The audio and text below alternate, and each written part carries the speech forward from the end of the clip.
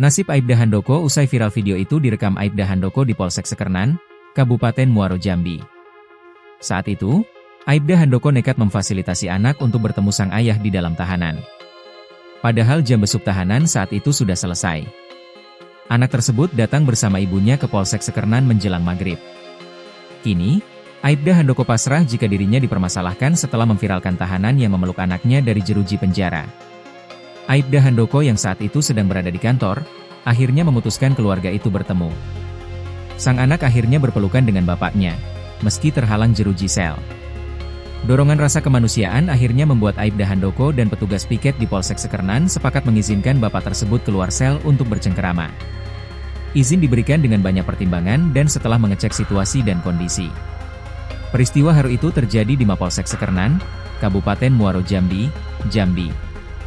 Momen penuh haru antara ayah dan anak itu dibagikan Aibda Handoko anggota polisi Polsek Sekernan, Jambi melalui akun TikToknya, Han8787, Minggu, 5 Oktober 2025.